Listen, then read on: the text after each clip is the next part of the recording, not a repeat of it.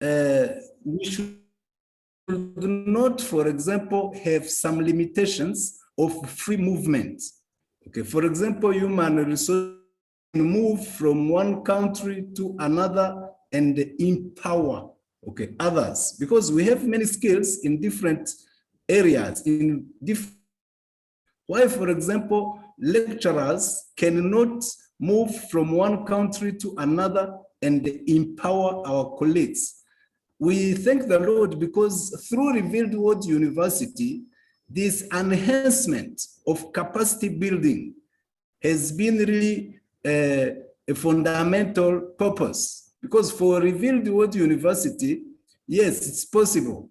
It's an online platform that can help many African leaders to get the opportunities to enhance their capacities and also to acquire knowledge, to acquire skills from different lecturers worldwide. So we take this opportunity also to invite people from countries and other countries to come and join the Revealed Word University this opportunity. So we thank the Lord for this partnership that we are strengthening today. We are celebrating today with different organizations. So Lord, we praise the Lord for this opportunity. So as leaders, to stick on our future, it's the right time for Africa to stand and stick and focus the long vision, okay? The long-term vision, because we have capacities, yes, but why for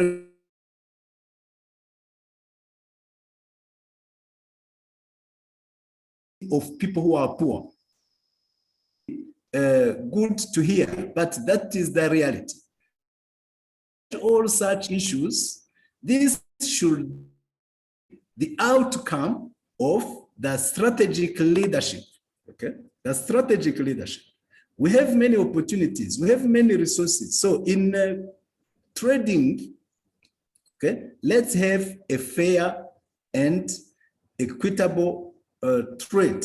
When, for example, we are gaining, okay, we gain, it's a win-win approach. So different partners, different stakeholders should also benefit from our different opportunities, not only balanced relationship, no, but equitable with clear policies, with also a clear governance.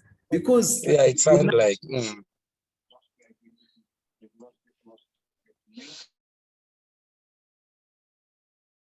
So, Prof, can you unmute yourself, Professor?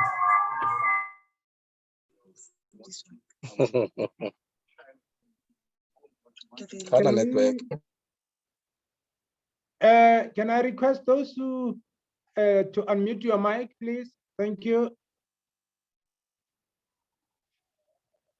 Carry on, Prof. Apologies. Prof, can you unmute your mic?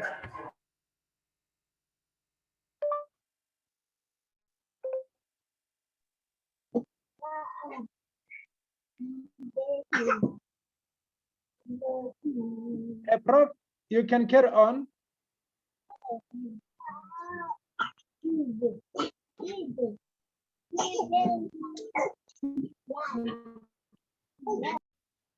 Unmute the microphone. We are not hearing you. I think the host, which is the CEO, Celeste, you have the powers to mute any audio coming out. Sorry, sorry, he has muted me. Now, can you hear me? Hello? Hello? Now we can hear you. Yes, we can hear you, Professor. Okay. Thank you very much. So I have been muted wrongly. So I was saying that within Africa continent, with many opportunities of trade, we have to stick on our future direction with a clear vision, developed through a strategic leadership orientation, because in all sectors, to reach the development level we expect to reach, this should be promoted through the strategic leadership. It's time for Africa to stand and stick on our clear future, the long-term continuous changing, because things start always through a mindset change. If we realize that our partnership, our business partnership is not really equitable, is not really fair, we cannot progress towards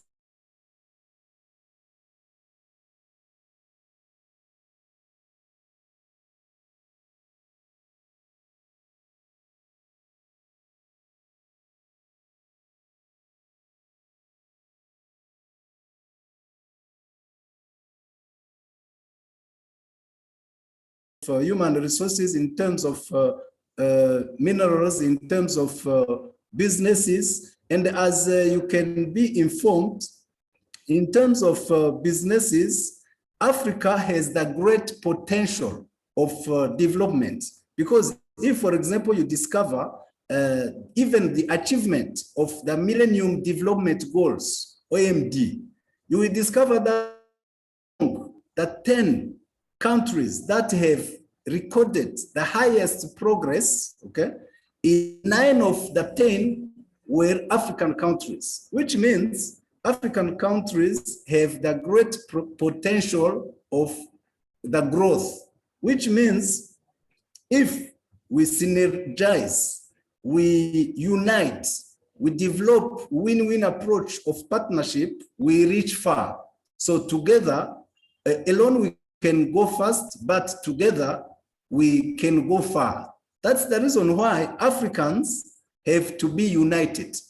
Even the title of today is really Unite and Make Africa our homes. So try to be united and design MOUs that are win-win approach, we reach far. So I'm really to share with you such thoughts. All of you in this unity, in this partnership to develop African leaders for God's glory. You all, thank you. Thank you, Prof. Much, Chancellor. We have taken note that it is high time to change. Currently in Africa, we count how many people, the ratio going to change and start counting how many people are healthy. And we also note that the ratio of export and import is not balanced. Up to this leadership present here to make a difference in different address, different result to benefit. Thank you very much. Ladies and gentlemen, to move to the next speaker is the lecture at University of Rwanda College of Science and Veterinary Medicine, Director of and Quality Assurance at the addressing as business ways boosting Africa economy for this. And allow me to hand over the mic to the Honorable Dr. Professor Abin Shuti. Prof, with special respect for office deserved, please accept the mic. Thank you. Very much, Revi, Ambassador Revi, for giving us the floor. By the way, I want to thank very much Professor John away from Burundi to actually give us this very, very nice, very by this very specific opportunity. And I'm Patrice, and I am more of Revered Word University as we are here, the University of Rwanda, which I also am part of as a lecturer. Today, I will not be speaking a normal thing for the people who are about business. I will be speaking about kingdom business. And I would like maybe to have the screen sharing rights, because I prepared something for you, and that will help me to keep to be boxed to make sure that I use very well my 10 minutes that have been given, but very, very wisely. Thank you so much. The CEO has made me the host. I'm going to quickly share with you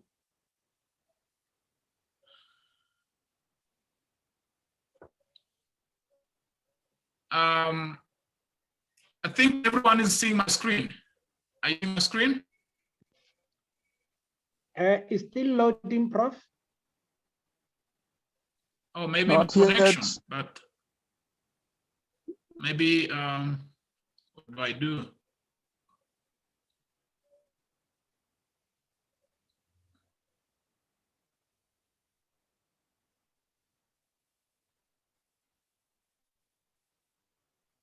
Not yet.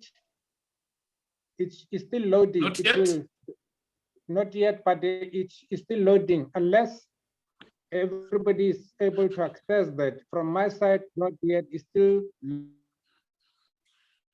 Anyway, I will talk until you can actually view the screen as well, to make sure that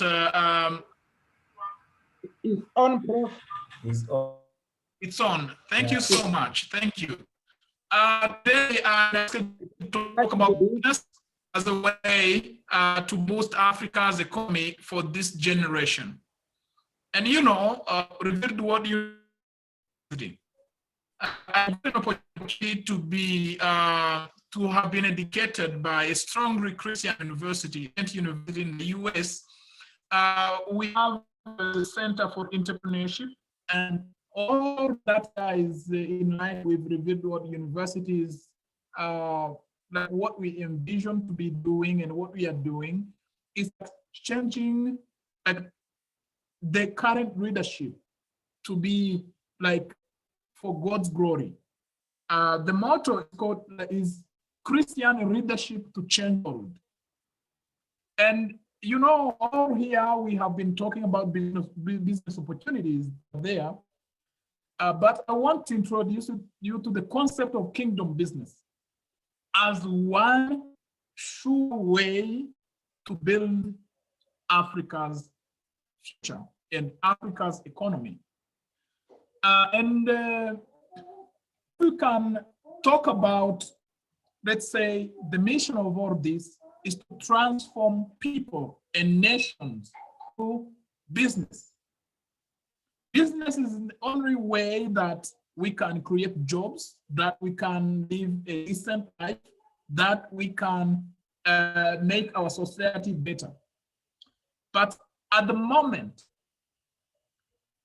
as Christian people, well, when you hear about business, it's really like the Christian community doesn't see itself in what we call business. At least here in Rwanda, many of the pastors that we have here don't have a second occupation as maybe a business.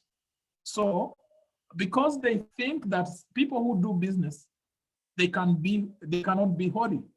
That is very wrong. They are also kingdom businesses. And I can say here that kingdom businesses are those businesses that can get us there, can make us to boost the Africa economy for this generation, and also for the next generation and many generations to come. So you might ask me, what is kingdom business? And I would tell you that they are like the normal businesses that we see, but with a different purpose. The kingdom business is the for-profit business designed to facilitate God's transformation of nations, Christ the Redeemer and Provider. This is what I would tell you that kingdom business is. And some business people, when you want to struggle to really combine it with your Christian values, I'll tell you that actually the Bible is the business. As you know, if we recall some basic reminders about what the Bible says, we'll see that God created man in his image and why. Because he wanted us to be states of the earth. So this is a management role. I taught management recently. My course was management, if you remember. So the mission, the primary mission God gave is to manage stewards of the earth he created. This means that we have a natural behavior. So the word or God starts everything with this management, asking us to manage. So, however, and like this is to say that we need to put ourselves into bad management. So if your boss tells you do this, you do that. So, and when you have bad management, there is a cause. For this, we can remind ourselves and think about like what is over there. So on many sides of life, but certainly is real and powerful and active. We have to remember that God is sovereign. So, by saying this specific sentence is to show that some of the areas of business, you will see people doing all of this thing because they take business as something that they don't involve God in. But remember, as a Christian, there is this kingdom business that are for-profit business. It's not charity, but in your business, you are an ambassador of Christ, and that is to facilitate God's transformation of people and nations through your business. So, then how can this boost Africa's economy if we embrace kingdom business?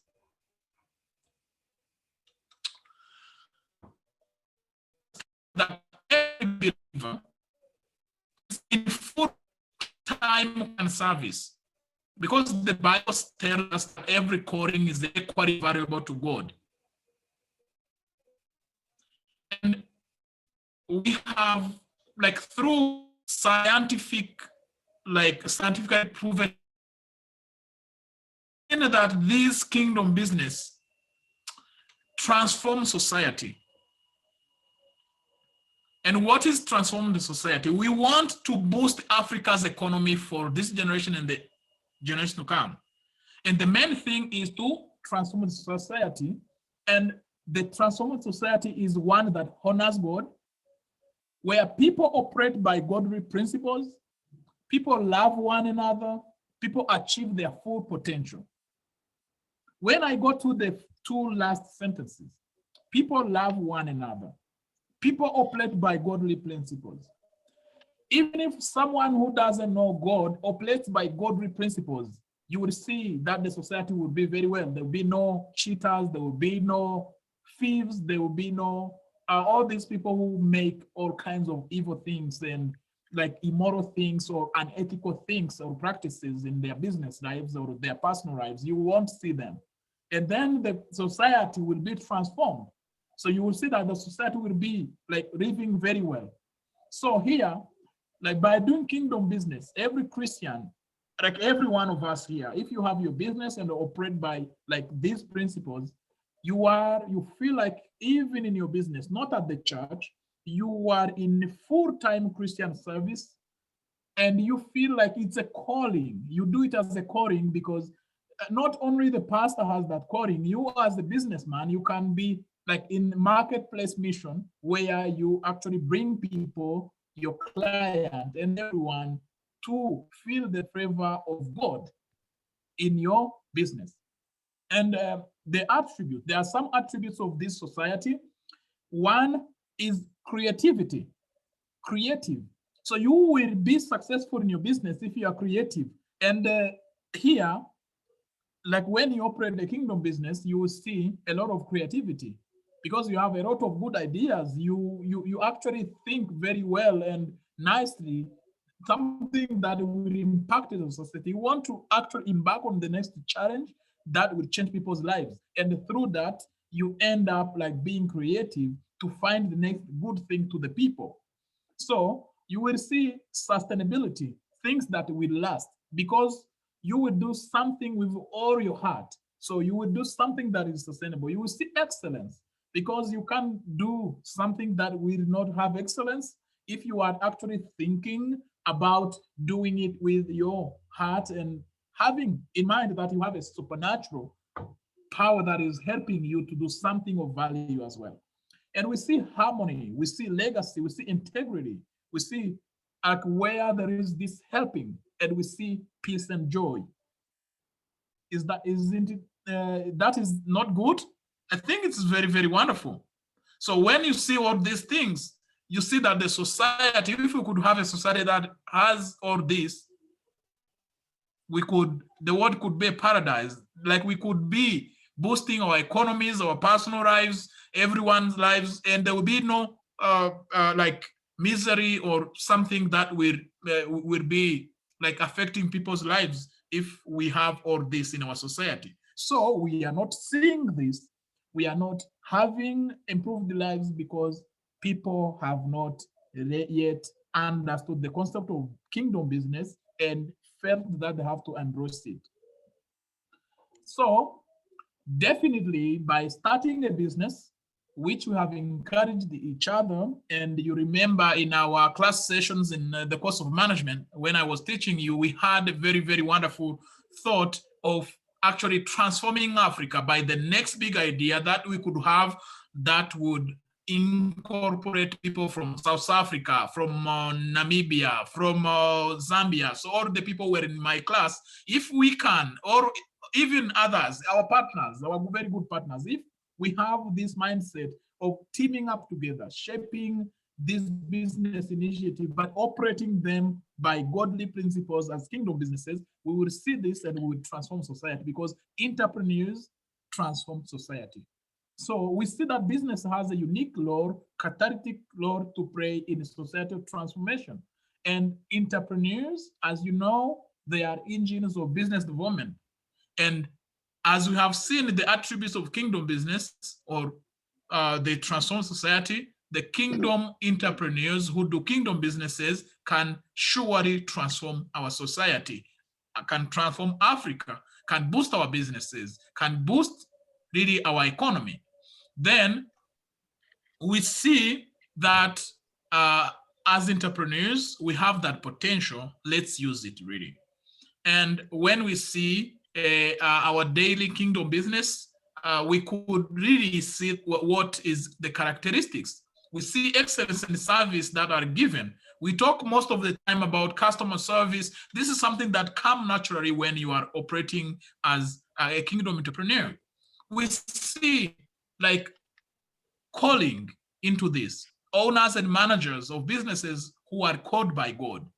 We see guidance, owners and managers that seek God for strategy and day-to-day direction. So we see the entrepreneurs today, they go and they feel like they have to think about everything. They don't have someone to help. But if you are an entrepreneur who operates kingdom business, you know that you have to seek God for strategy and day-to-day guidance. We have faith and expectation. Some of the business fail because we don't have faith in what we are doing. But here with Kingdom Businesses, we have that ability to operate in faith and expect that we will have an impact, that we will have changed lives. And we have a very critical thing, prayer. So we intercede for all the stakeholders, our investors, our clients, our helpers, everyone is equally valuable in the success of our businesses. So this is what we call Kingdom Business. So I thank you, but I invite you to really embrace this concept.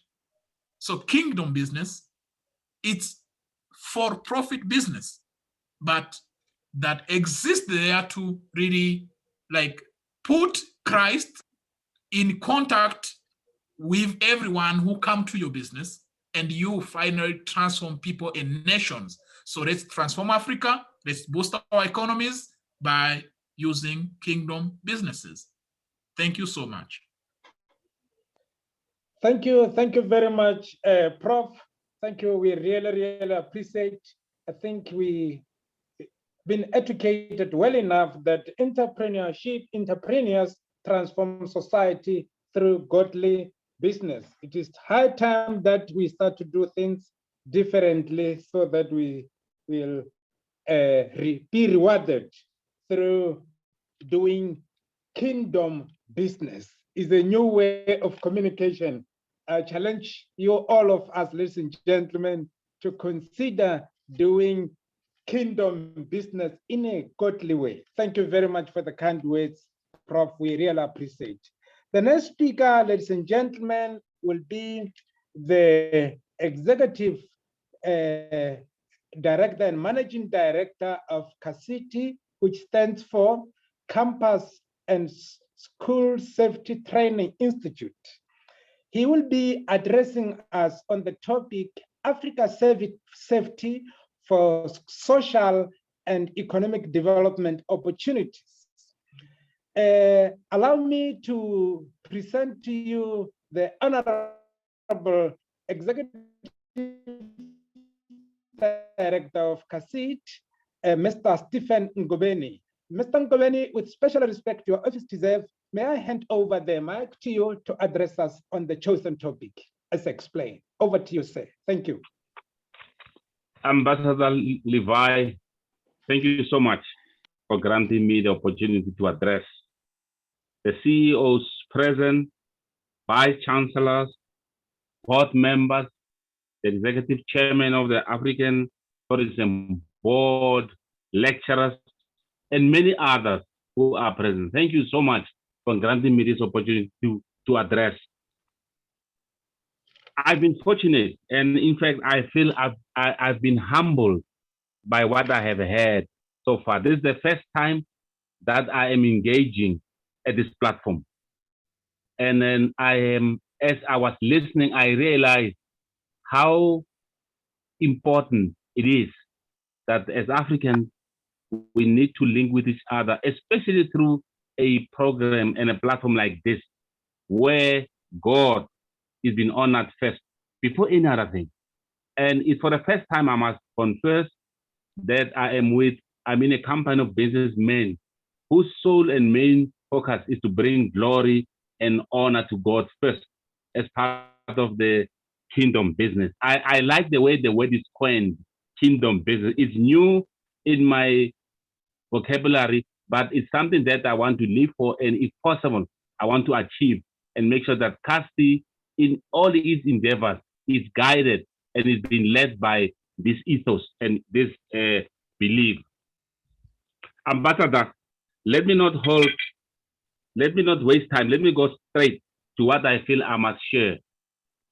I had planned to make a presentation, but I've realized my presentation will be, I'll be doing a great disservice if I do not firstly share the presentation so that people can engage on it before I even take them through, because it's quite lengthy and it's detailed and there's numbers. So I won't be fair to it if I just speak on the phone like this, like I'm talking from the phone. Let me share brief about my company. The name of my company is CASTI. It's Campus and School Safety Training Institute.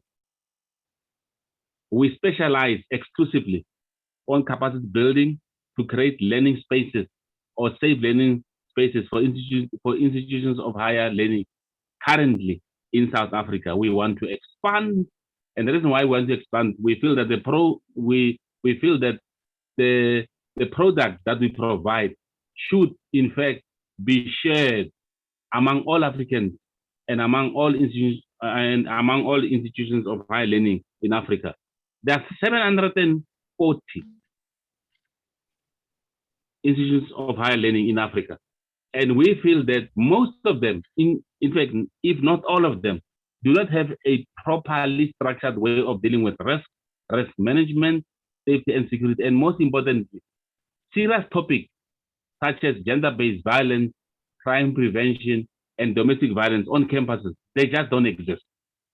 So we feel that as CASTI, we are privileged to be based in South Africa, where by and large, there seem to exist some protocols that we've been able to piggyback on and create a product that can be shared among all. Ambassador, we are in need as CASTI. We are in need of lectures. We are in need of facilitators. We are in need of moderators. We are in need of assessors. We need that. We need them as of yesterday. I will be, there's a document that I'll be forwarding latest by tomorrow afternoon in terms of numbers that we need, so that when we engage on numbers. I believe we need to have numbers because numbers don't change. Numbers should guide us on what is possible, what is not possible, what is achievable, and what is not achievable. We currently are engaged with Tshwane University of Technology, where we are providing a service of capacity building for lectures, for managers, for directors, for different student structures, with the hope of saying we want to empower them in areas like gender-based violence on campus. And most importantly, as we move into the continent, we want to make sure that other universities benefit out of this process. And as we move on and we enlarge upon that, we want to be part of this revealed university platform. That's my first part. My second part is this. There are a lot of funding that we have that other associations within the God's kingdom can also benefit out of as part of the partnership.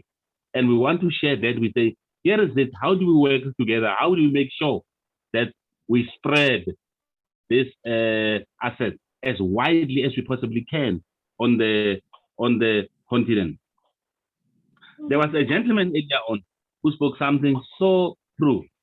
There is a fallacy in Africa that says, or that seems to suggest that it's wrong to make money.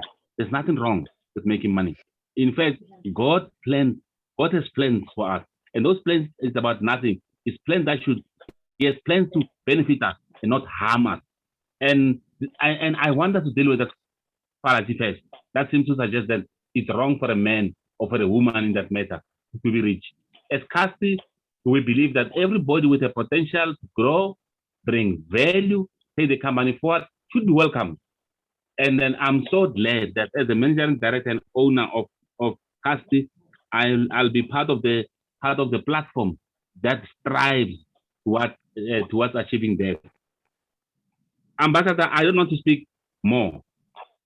I want to just drive 3 points home. Firstly, there are projects in Africa. There are projects in South Africa that this platform can piggyback on through CASTI. That's number one.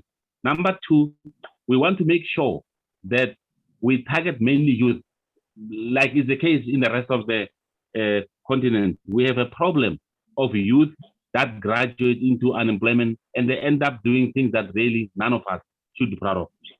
We want to make sure that every graduate, every young person between the age of 18 and 35, as they graduate into either a business or into a viable job opportunity that can make them reach their true potential, whichever field of study they might have chosen to pursue. Mr. Levi, I'm very short on words. I'm very strong on action. I'll be presenting my document in the next meeting, but in between tomorrow afternoon and next week Monday, I will cause a document to be sent through to all members so that as we engage in the next meeting, we engage in terms of numbers, platform, action plan, strategy, and where are we going. Let me not say much, for I believe in acting much. I thank you all, and I'm very proud to be among an assembly of people who are so much of God lovers. Thank you. Thank you very much, Honorable Director of CAFID, for the great wisdom you've shared with us. I want to remind delegates and listeners and my honorable leaders here that it is not wrong to make money. Let us go and preach this gospel out there, godly business. The opportunities you have shared with us, I think it is high time, I want to repeat this, that together we can achieve more. Together we can achieve more, and this is the right, correct platform. Thank you very much, Honorable Sir Mr. Ngobeni. Allow me to proceed to go to the next item, keeping in mind that CACID is one of the reasons why today we are here. We are celebrating the partnership. That's the speaker who have just finished. The next speaker also is the Executive Director, Chief Executive Director of Magwa IT Technologies Limited. He is the Honorable Mr. Letano Mukwena, and he will be addressing us on the topic called Made in Africa IT for Socioeconomic Development of Africa. Ladies and gentlemen, join me when I present the mic to Mr. Mukone. Honorable CEO, Mr. Mukone, over to you. Thank you, sir. Thank you, Mr. Ambassador. My name is Letabo Mukone once again, and I am born and bred in South Africa, and I am the founder and CEO of Makwa IT. Number one, I would like to thank the leadership of the RWU,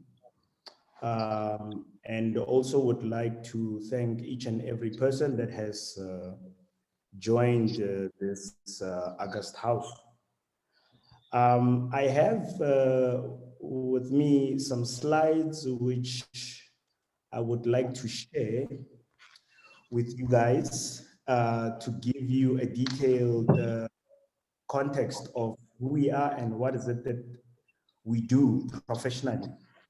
However, based on the inputs that we have received from the colleagues that have spoken before, I also thought to myself, as young as I am, to also share some form of African provocative knowledge that I have learned in my few years of existence. And I'm just going to touch on two issues. Number one, as Africans, I think we need to ask ourselves, who are we and where do we come from? Who are we and where do we come from? In the Bible, it says, from one blood came all nations, or came all human beings. That's what it says. At no point does it say God made multitudes of people in their different races. No. it is said that from one blood came all human beings or all nations. What does that say to an African child? Because if we don't know who we are and where we come from, how can we make a future? Because the real truth is that Africans, the blacks in particular, are the mothers and fathers of all human beings. Genetically speaking, anthropologically speaking, historically speaking, you cannot dispute that.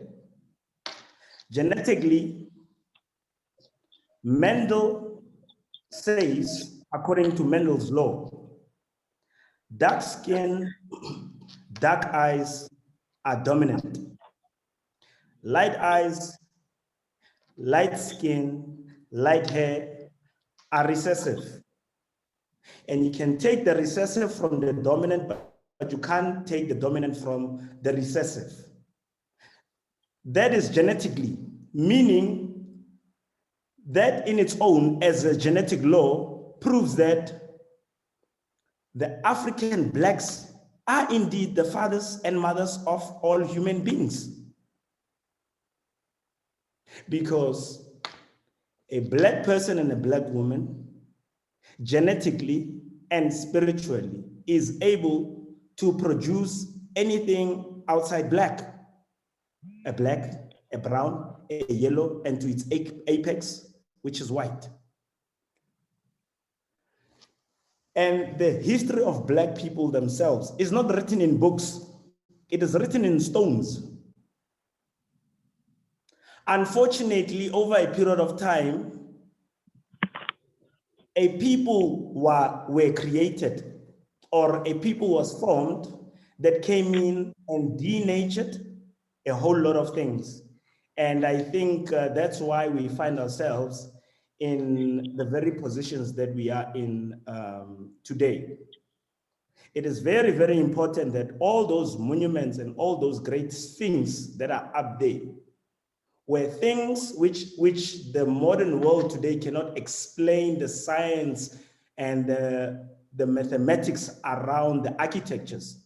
Those things were made by black people, colleagues. And I can say this from the top of the mountain. It's our people. We need to know exactly who we are. We are the mothers and fathers of the entire human race. The Bible can prove that. Genetics can prove that. Archaeology proves that. History proves that. It is very important, colleagues. We need to know who we are, where we come from, so that we can make a future. Number two, before I get into my professional space, is what is education and what is the purpose of knowledge? Because today, and today's circumstances of our own people has proved that the education that we have today, the education that we've been fed, is actually inferior. Because you've got PhD graduates, colleagues, that are struggling to find a job. Master's degrees graduates that are struggling to find a job. What does that say about education that we are receiving? What is education and what is the purpose of knowledge if a PhD graduate is struggling to feed themselves, to cover basic needs of shelter, water, clothes? What is the purpose of knowledge? We are paying millions and millions of dollars to education that is unable to make a person feed themselves. There's something wrong there, colleagues. Something very wrong there. And I'll tell you today,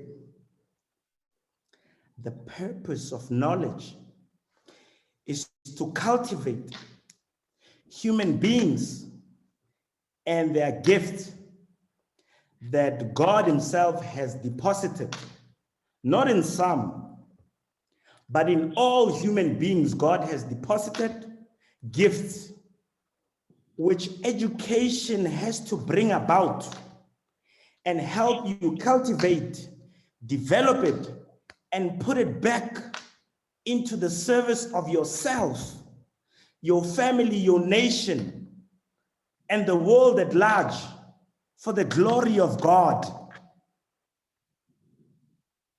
That is the purpose of education. That is the purpose of education. What in this modern world is called thinking outside the box.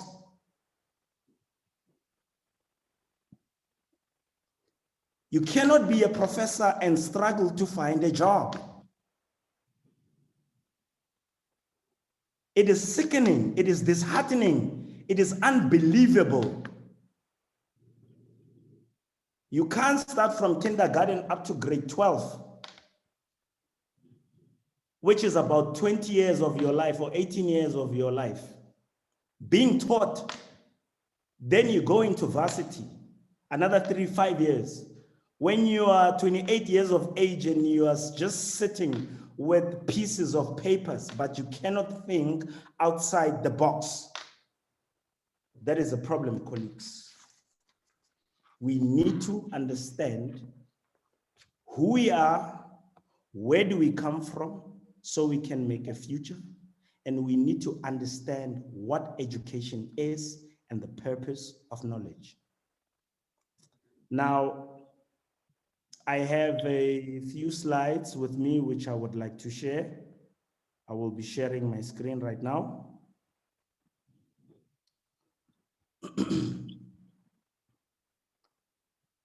Please confirm if you are able to see my screen. Yes, we can. As I've mentioned before, my name is Letabo Mokoni, and I'm the founder and CEO of Makwa IT. And as you would see here, we are saying we are changing lives through the power and knowledge of technology for a sustainable future. Myself, I'm a youth, by the way. In fact, next month I'm turning 35, which will be my last year of being a youth according to the South African legislation. And Makwa IT is a primary ICT entity, which is primarily focused around youth and to bridge a gap around the socioeconomic issues in Africa. Now, who are we? Those who are aware of what the triple BEE is, obviously we are a level 1 BEE. And we have a lot of expertise around the ICT industry, as we've been established in 2012 with various vendors across the globe to obviously provide the infrastructure and the architecture of connectivity within our country and our continent. We have a long list of dedicated engineers that have got leading certifications and experience in deploying very complex solutions. Currently, we have a number of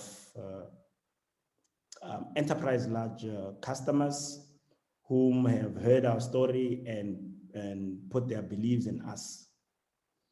Now, in ICT, you've got what we call partnership status and levels.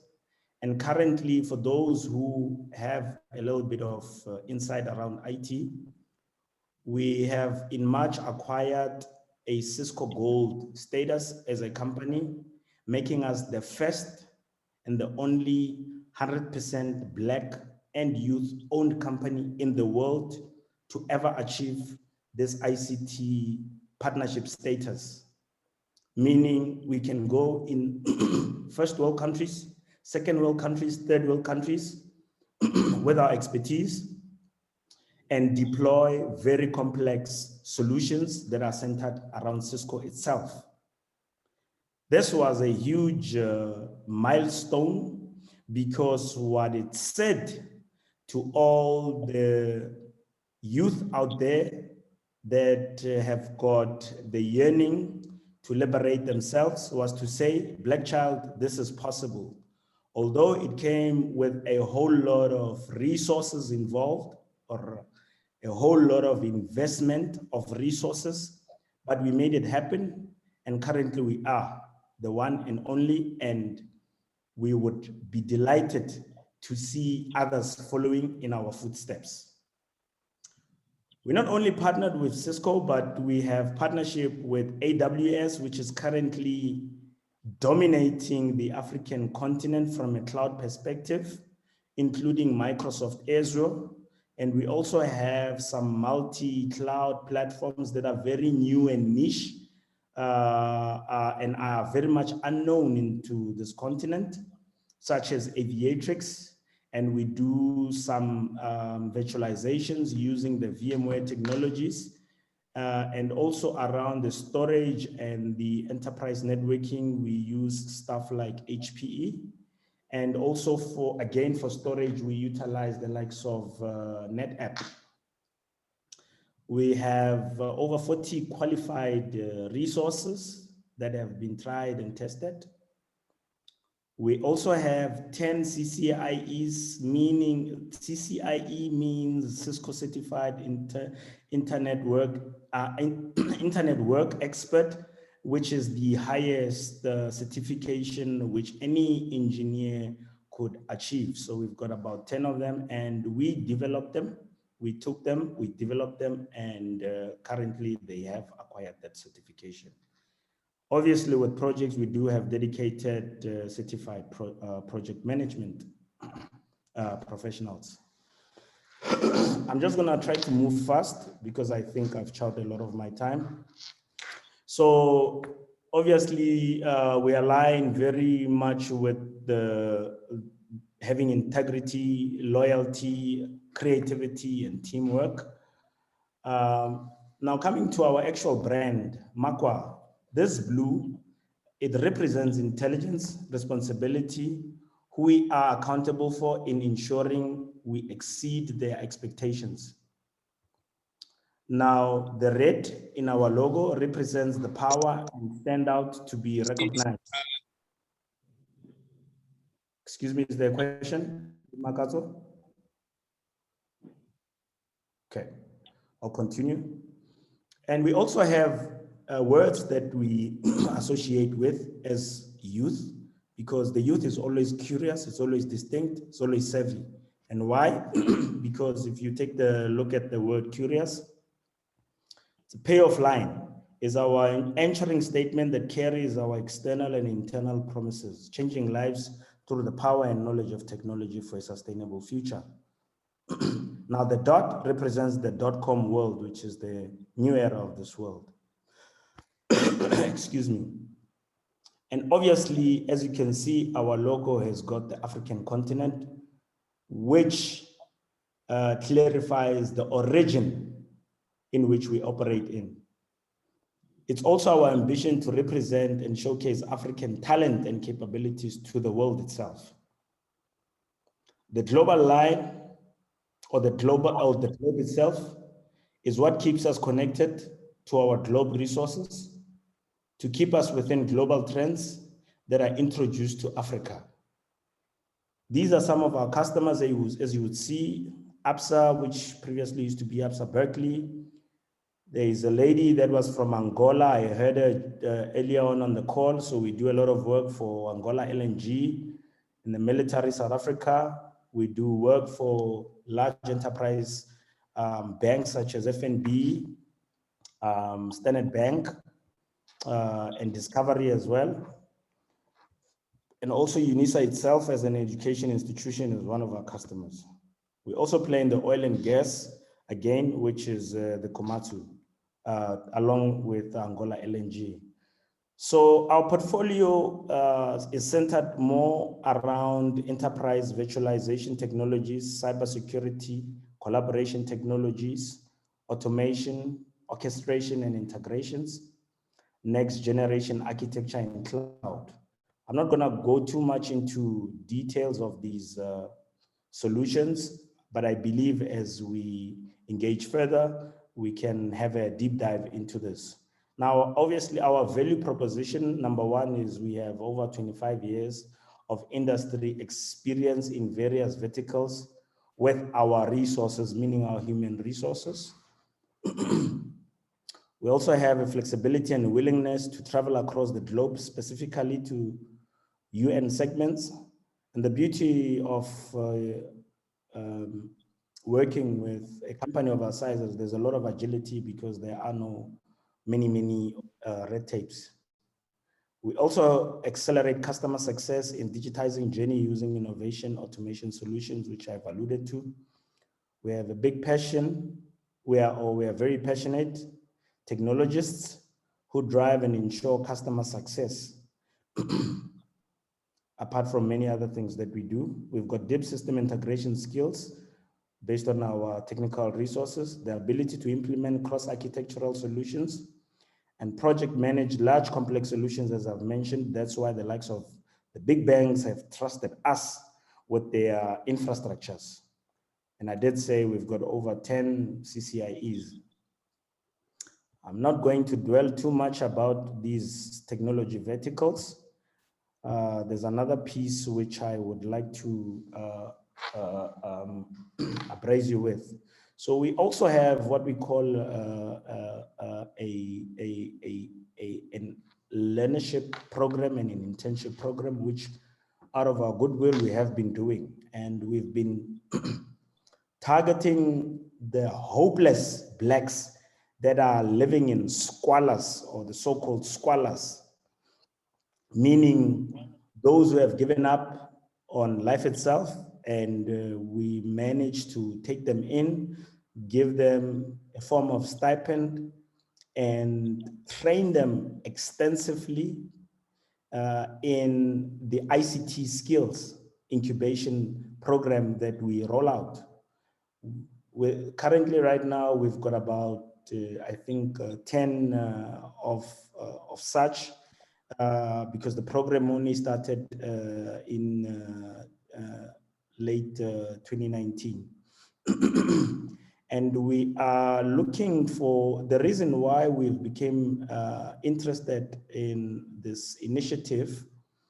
It is because we want to take this model and roll it out into Africa itself, because we have realized that it is not that Black children or African children are dumb or stupid, but it is simply because they lack training, they lack resources, they lack mentorship, they lack exposure, and that is what we are giving them. And we also pair them up with the most knowledgeable ICT experts so that they can also start building their courages and their confidence, because the problem also with Black Africans is that we are too timid. Everything that comes to us, which is an unknown thing, we tend to look down and become very timid. So we teach them those things. And these slides that I'm perusing, these are the actual program which we roll out. We take them as learners, train them and take them into internship, and from there on we employ them. we have to employ them. So we've also partnered with a networking academy called the Socioeconomic Academy, which is the basic networking kind of like program. And it has many, many phases, right up until a person is a highly skilled and employable person that thinks outside the box, meaning they are able to be creative as well. These are some of the individuals that I'm speaking speaking about. These people, when they came in, they didn't even utter one technological language or word, but currently they are experts and they have certifications which they can show. And they are now sitting in our command center, which I will be showing you the pictures of.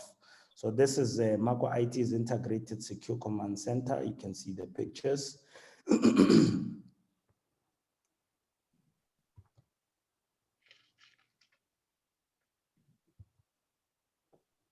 We have invested quite a lump sum of technology. And another thing, our purpose as well is simply to drive a new era of technology transformation, an era that will create meaningful jobs and make a positive impact on the people of this great continent. That is our purpose. Unfortunately, I didn't have time to give a deep dive of all the other things, but I hope my message was heard, and anyone else who seeks further information about us, please feel free to reach out to me. This is where we are based. Our headquarters are in South Africa, Johannesburg, in a suburb or city called Midrand, Waterfall. This is the address. We also have an office in Cape Town. And I thank you. I thank you. Thank you very much, my honorable leader, my honorable CEO, for the wisdom you have shared with us. We need to reflect. We need to think and think again who we are and where do we come from, and also to understand that the purpose of knowledge is to cultivate the skills and the information which we have been given by God so that it bears result. The recording will be shared, and all the speakers who have educated us today, we're running out of words, ladies and gentlemen, to appreciate the wisdom African people have. As for now, I want to apologize on behalf of the Chancellor of Revealed Word University and also the CEO of Revealed Word Bible College, the Honorable Dr. Joshua Becker. He's caught up by other matters equally important to this, but is wishing us the best of everything in this ceremony where we celebrate in partnership with our new partners. So I hope you will agree with me and receive his apology with warm hands. Now, allow me to present the following speaker, the next speaker, who will be addressing us on the role of education institution for social and economic development and reconciliation in Africa. The next speaker, ladies and gentlemen, is the founder of University of Afrata, or Afrata University. He's from Cote d'Ivoire, Ivory Coast. Is the Honorable Sir Mr. Joseph Dogra Gra. Honorable Mr. Joseph, with special respect you deserve, may I hand over the mic to you, sir, to address us.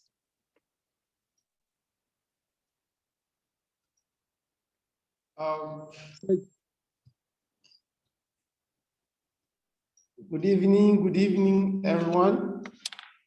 Evening. Good evening, sir. Good evening. Yeah. Thank you.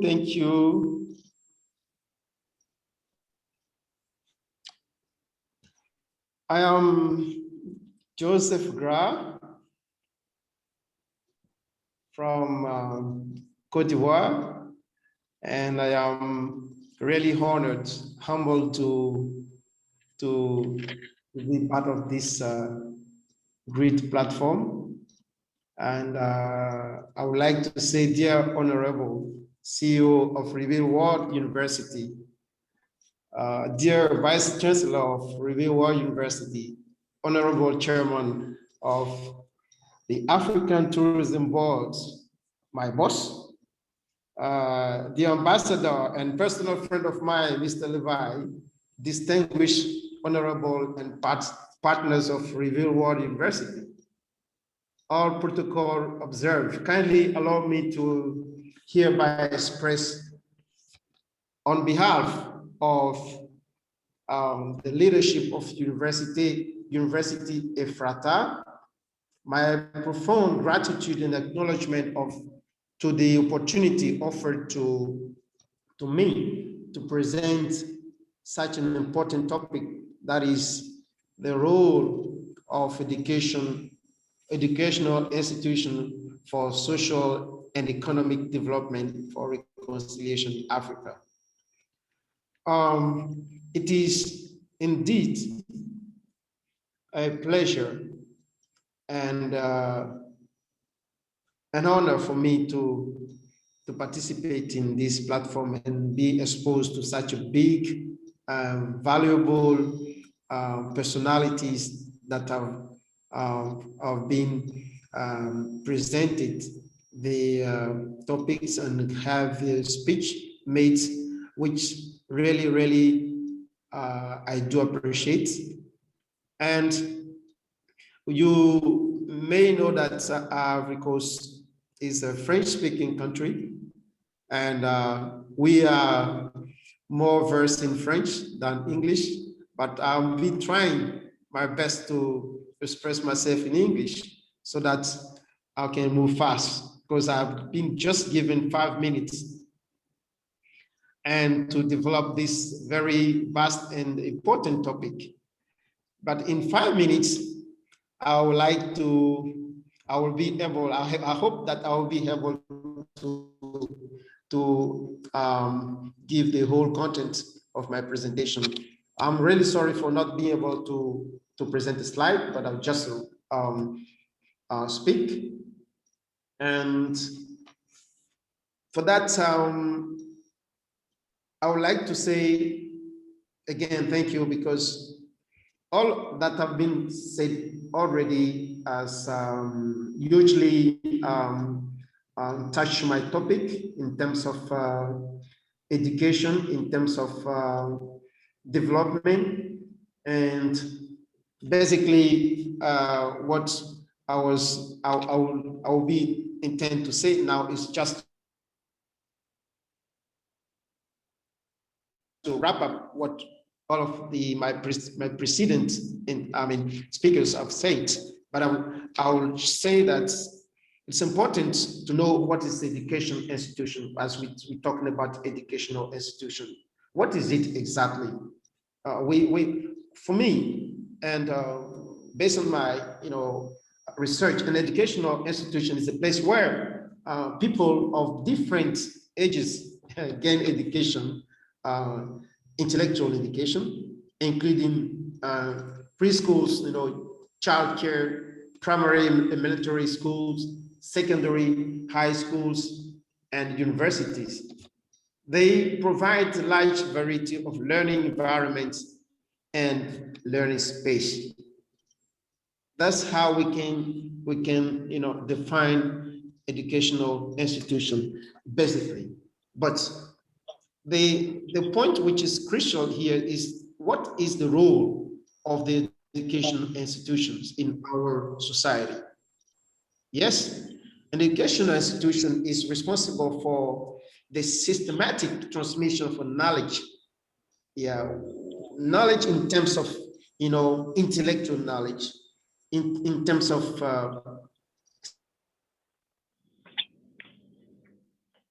skills, and also cultural value within the living society, whereby we have values to share, we have values to present, to pass on to the our the generation to come. So an education institution is a sort of platform that plays that role. In terms of social development, what's the role of an education on the social development aspects? As we may all know, since our society is a backward society and it will require knowledge and education for development and progress, the role of the educational institution becomes even greater. The educational institutions are important in shaping our attitudes and preparing us for behaving in a certain manner in defined situation, in a given situation. You know, we apply our attitude, a given attitude, face in front of situation whereby we have to show certain values. They can also supply us instrument by which we can realize our social goal, because we are in the society, we have a respective goals to achieve. We have to affirm ourselves in the society, prove that we are key role player in the society. So we need some values to show out. These goals and values are defined in the system of education, okay, in the society. Hence, educational institution socialize us into useful members of the society. You know, it merges us as, you know, useful members, useful entities, useful individual for the promotion of our society. Educational institution transmit our cultural values to the next generation, like I said earlier. During the process of teaching, the teacher, while teaching, learn the social cultural norms themselves, because like we say in our culture, nobody is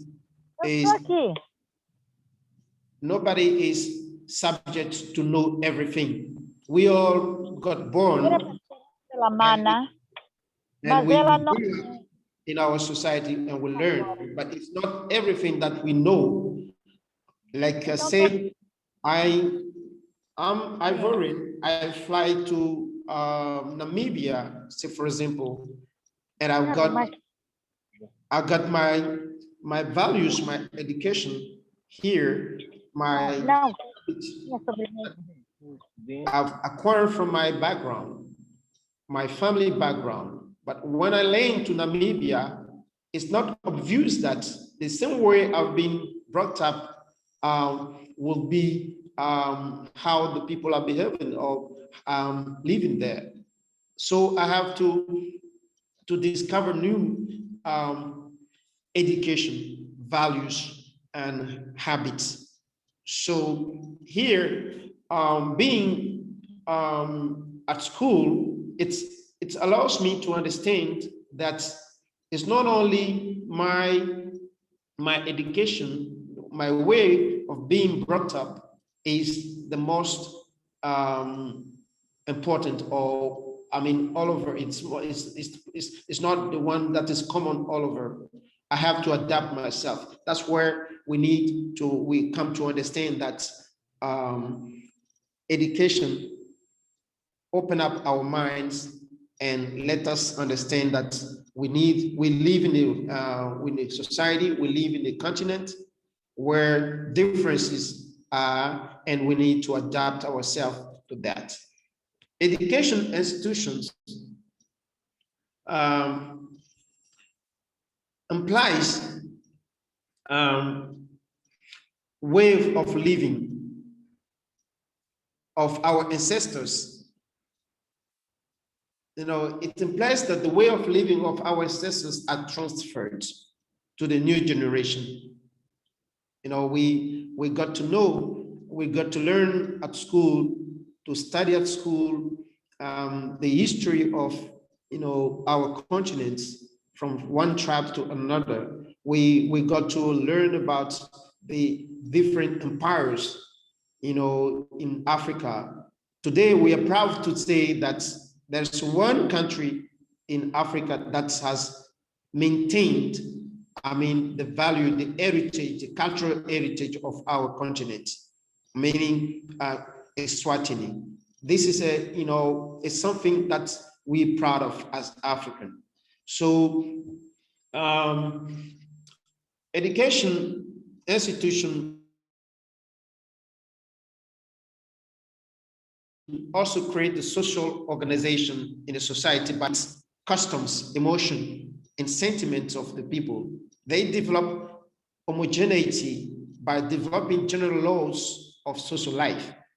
Different social groups are organized together by cooperation on common principles found in educational institutions. They can first pave a way for social integration. Yes, that's where we may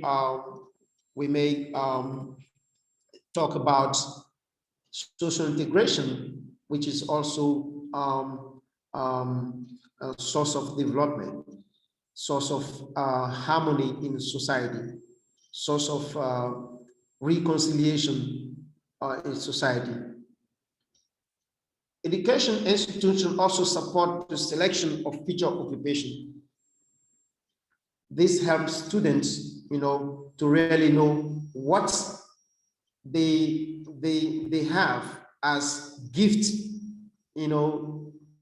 that God has given to them. Like my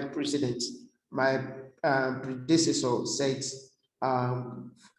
brightly explained that the role of education is to bring about the gift that God have, put inside us for the benefit of our society. But that's where education comes in, to help us reveal what we are, in fact, our capacities, our capacity to impact our society, to really play a key role as we require to do, to promote, to develop, to innovate, to invent, because God has created everything, but there are still some things that we need to bring about. Like today, we see what technology is doing.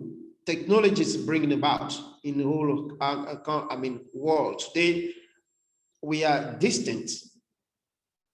Each of everyone are not in the same area, same place today, but we can talk, we can discuss, we can debate, we can, pump in ideas for impacting the life of our communities. This is what education is playing as a role. So, in terms of, on the aspect of economic development, what's the role of education? In a nutshell, I may say education is is in every sense, is one of the fundamental factors of development. Today, we may see all over the world, scientists, philosophers, and cultural and developer, all these people have, got the opportunity, the chance to reveal the gift that they have through schools, through universities. That's where they went to shape up these skills, and today they've been able to impact the world. No country can achieve sustainable economic development without substantial investment in human capital. Yeah, that is true. Education enriches people understanding of themselves and worlds. Like I said, you need to know what God has given you as skills. You need to know what God has put.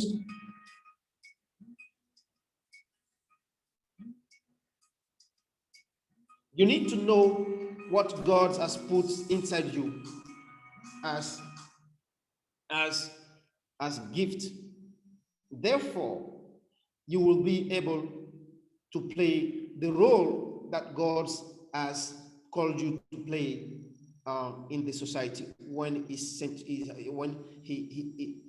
just made you as citizen of that country or that continent or that village or that area.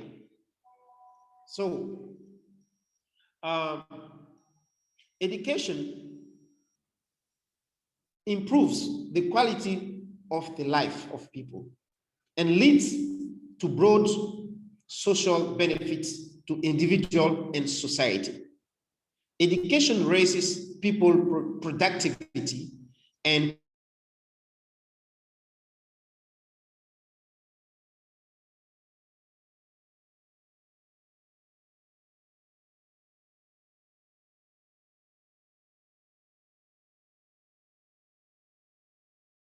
creativity and promotes entrepreneurship and technology. Yes, we have so many examples in our world today. We may say the world top economies today are the full result of big and serious investment in the education of their people and a continuous improvement of the educational system. You have the example of, I can highly quote this, USA, China, Canada, Japan, and most of the European countries. They kept, investing in the education system. They kept innovating in the education system. They kept improving the education system. But which is not the case in Africa. Those guys, their capacity of mastering and encapsulating theories and practices in all the areas of or domain of the life position them superior to us, Africa, in terms of economic, social development, while Africa, the continent of Africa, is full of potential of all kinds. Yes, this is absolutely true, because we can figure out how our educational system all over the continent is poor. At this time, in the 20th century, where technology is expanding, we can still find in our villages students or school people sitting flat on the ground to get the lecture, to study at school. This is unbelievable and unacceptable. So that led me to say, what hinders economic development in Africa? This is important to ask us a question. On a close assessment, the evidence of poverty, sufferings, and absence of social security abounds in Africa. Also, the palpable lack of infrastructure, poor education system, inadequate health centers, and high level of unemployment are main factors hindering the development of Africa.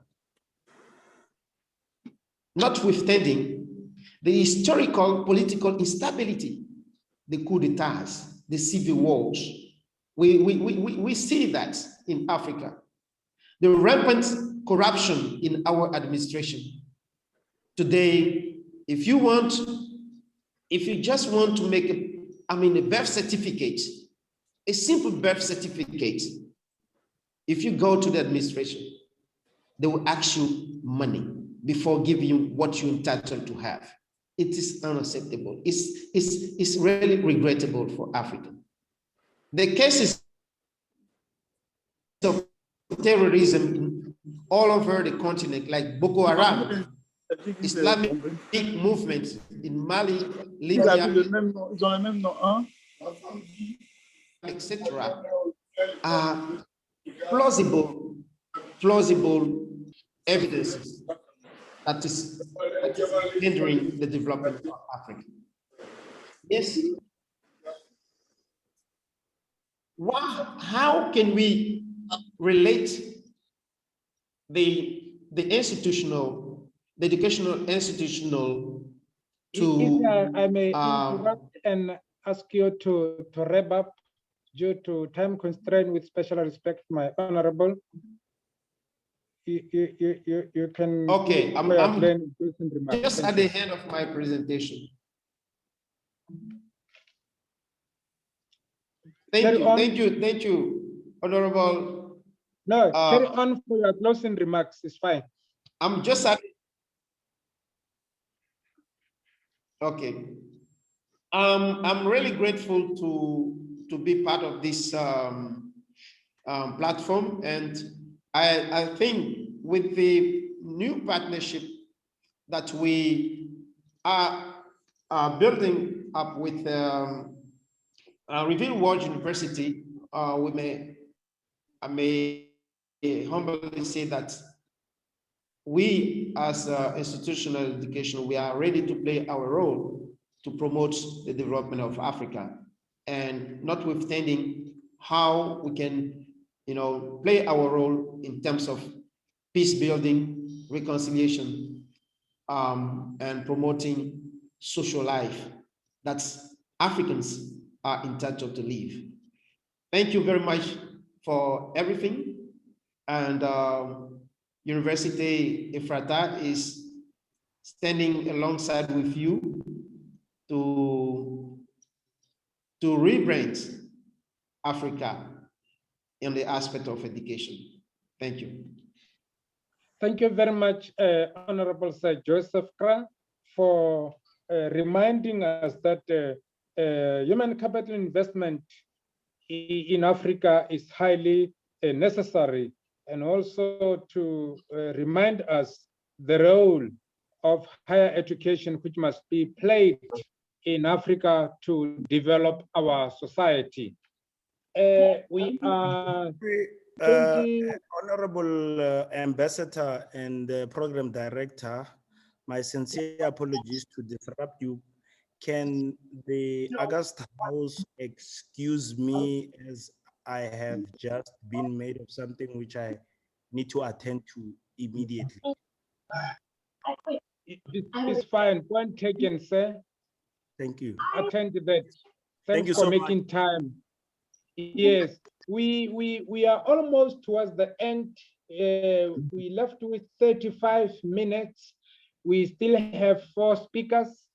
We have the CEO, whom I will introduce now, of Reveal University. We have the Sir Cuthbert Nube, the Executive Chairperson of African Tourism Board. We have Dr. Jean Pire. We also have Dr. Jakas. Then lastly, we have the CEO and founder of Women of Value South Africa, and also the Chief Executive Officer of House of Delicacy. So all the speakers will be sharing the 35 minutes. Not reminding you also that I know we started 10 minutes after 7 o'clock or 6 o'clock, which gives us additional 10 minutes to play with.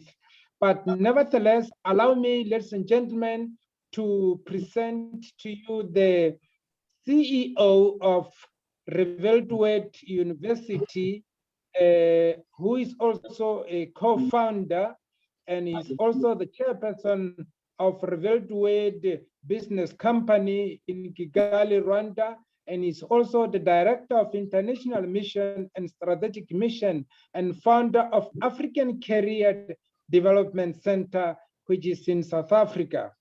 He will be addressing us on empowering and unveiling Africa potentials for next generation. Ladies and gentlemen, allow me to hand over the mic to the Honorable Mr. Celestine Ngerambangudzi. Honorable CEO, the mic is on your table. Thank you, sir. Yeah, Your Excellency, the Vice Chancellor of Redwood University.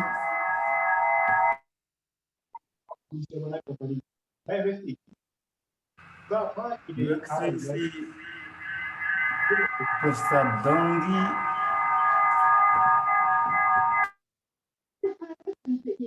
the President of Efrata University.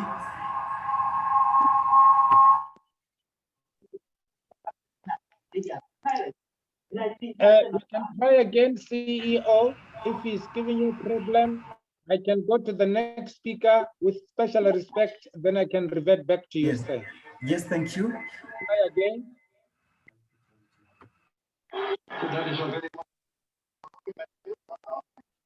Go ahead, CEO. Thank you. Let's go on.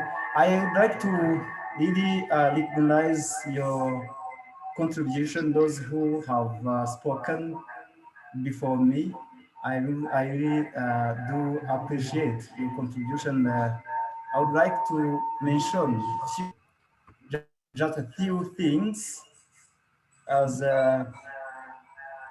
keywords. Celebrating this partnership is not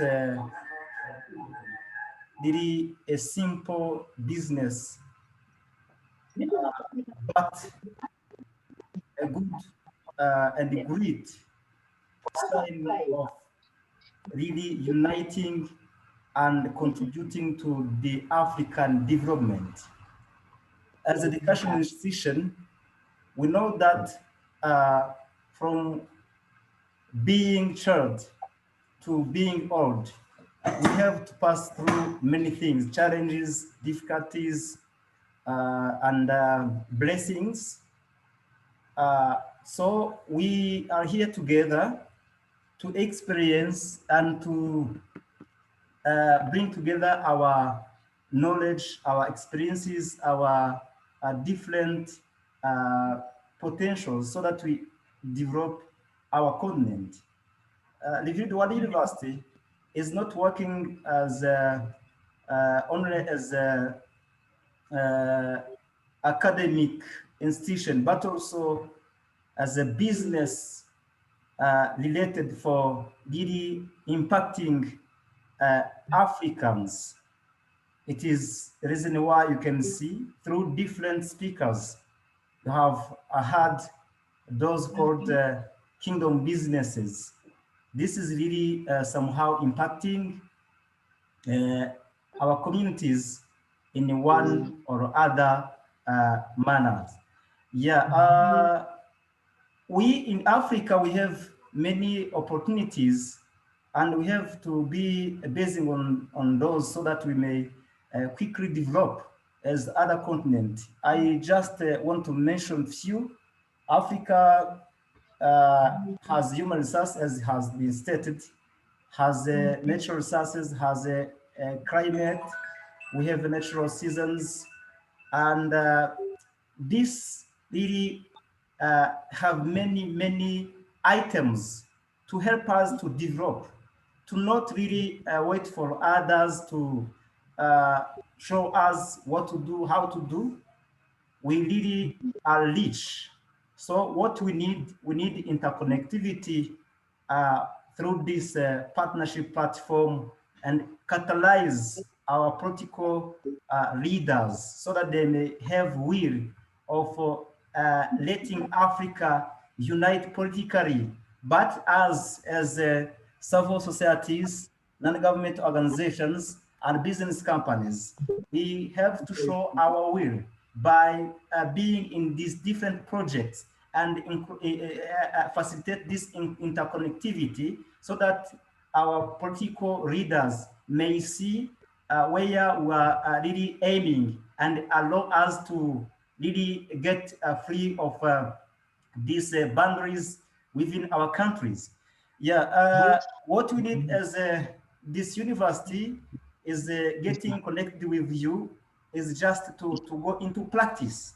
As the Makwa, the CEO, Makwa IT Technology said, we need really practice more than theories and speeches, because you know politicians use to speak, but when you evaluate what has been made during period of time many years ago, you can see that we lack, we have a gap in Africa. So what we need is to put into practice.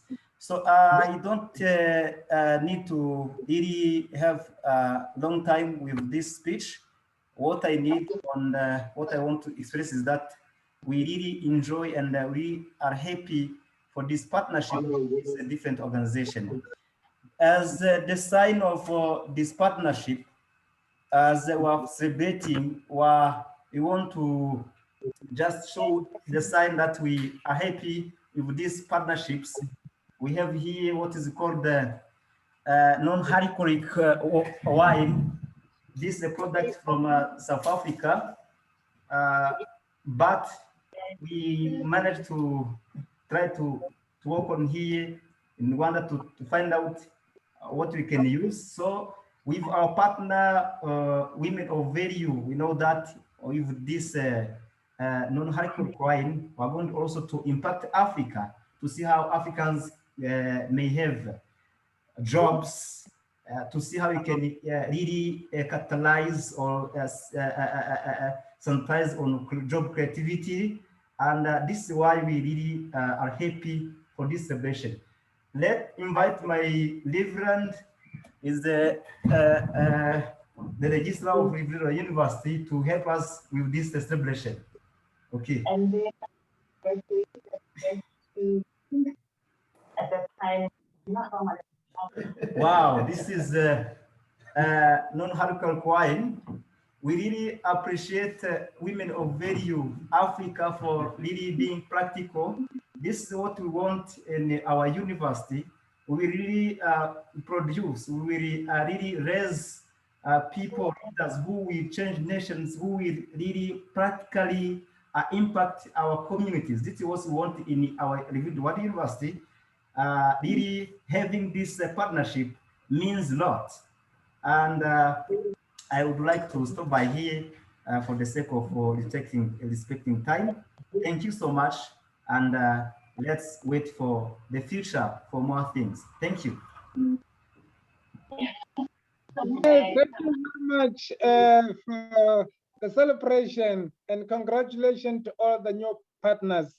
Indeed, thank you for reminding us that the Revealed Word University is there to empower and to impact the life of the I'm also having non-alcoholic wine from Yes, cheers.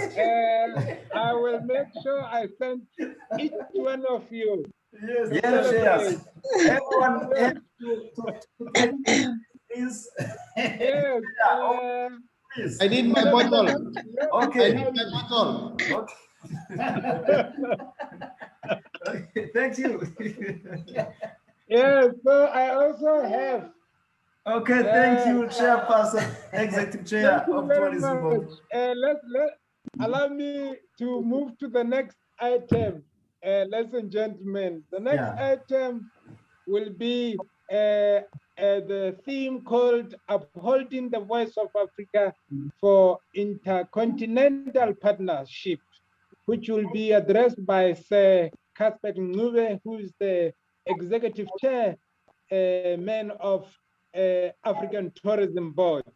Like Honorable Joseph said, my boss, allow me also to say my honorable leader, the mic is in your control. Thank you.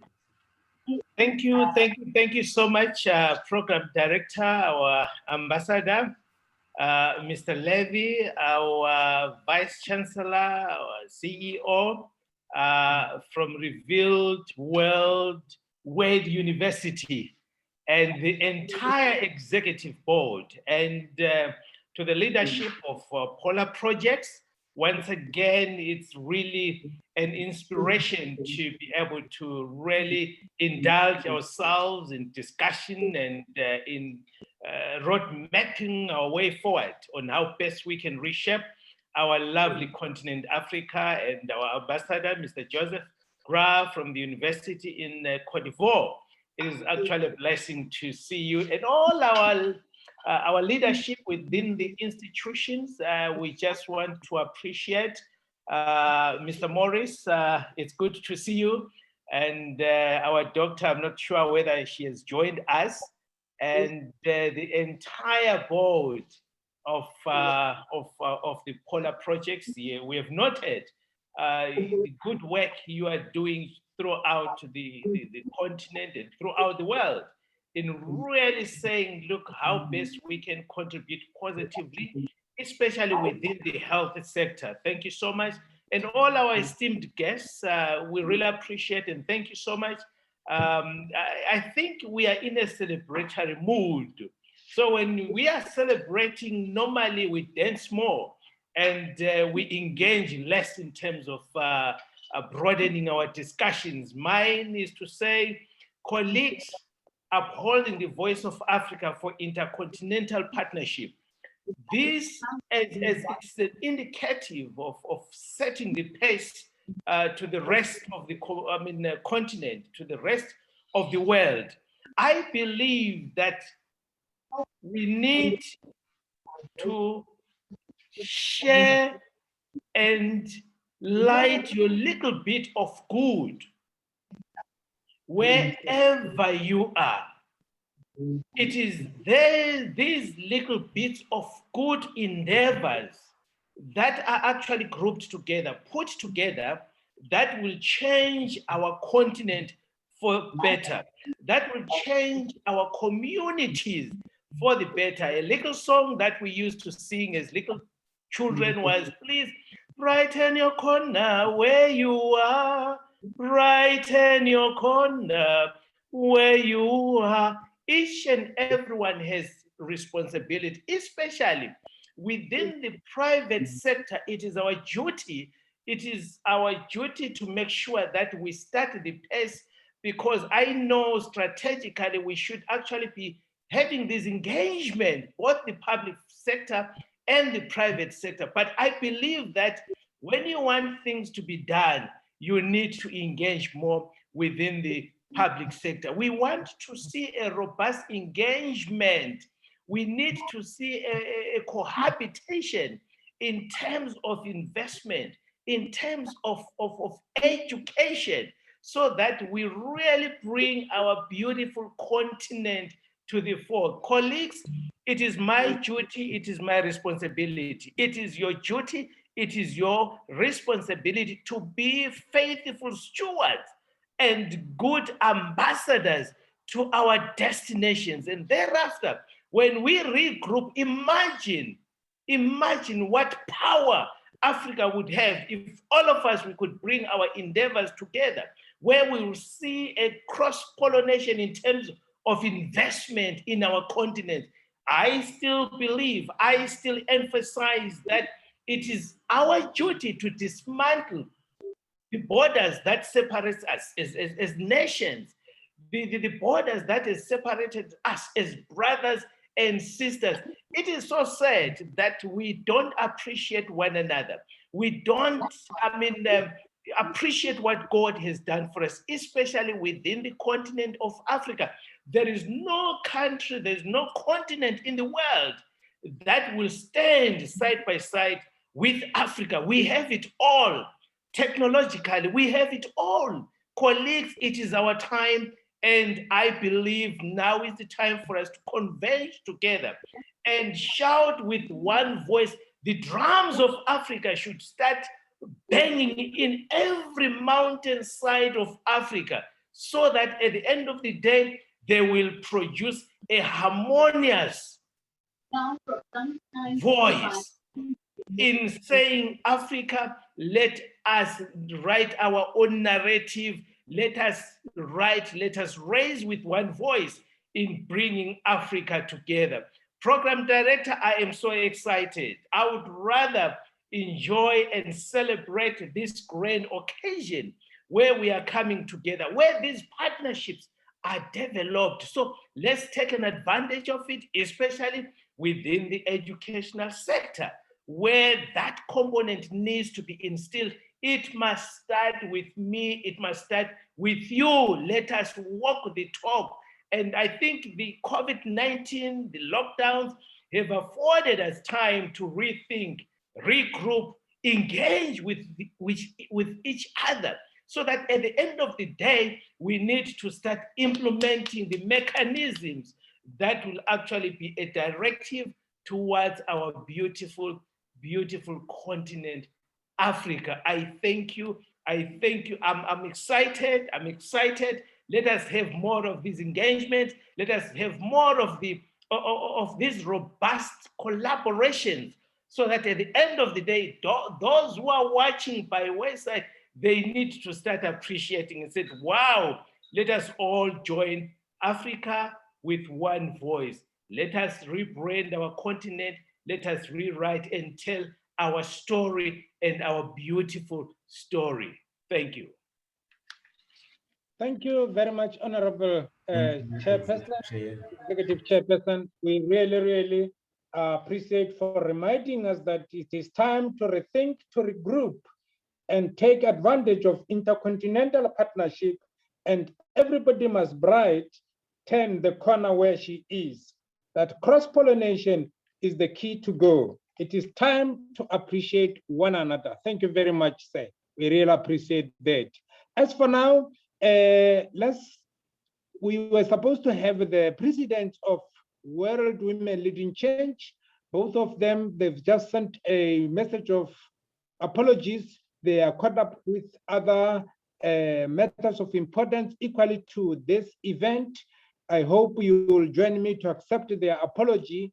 Her Royal Highness Princess Tepi Dinewa Raputi and also President Rips Murudu, they joining us, but they cannot speak due to other commitment. Ladies and gentlemen, as for now, I will move to the next item. We left with only 2 speakers from here. I'm going to present to you Mr. Jean Pire Ntuyamani, who is an administrative assistant in Reveltworth University and also a managing director. Apologies, the system has just gone down. I need to present him accordingly. Sorry for that.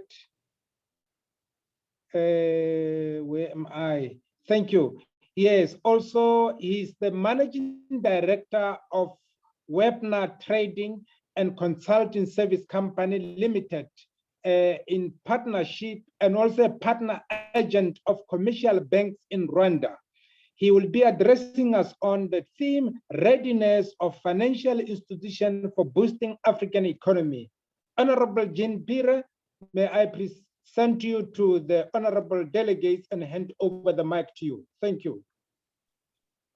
Thank you, Honorable Ambassador. I'm very grateful and honored to be given this topic. But I first thank all those who have spoken before me. I really appreciate each and every speaker, and most especially the coordinator, Levi Mutebejana, our ambassador. May God bless you richly. Can you all hear me? Yes. Go ahead. We hear. Yes, my topic was readiness of financial institutions for boosting Africa's economy. I will probably start with a short story of a man called Rip Van Winkle, who is an amiable farmer who wanders into a Catskill Mountains, where he comes upon a group of dwarfs playing ninepins. Rip accepts their offer of a drink of liquor and promptly falls asleep. When he awakens 20 years later, he is an old man with a long white beard. The dwarfs are nowhere in sight.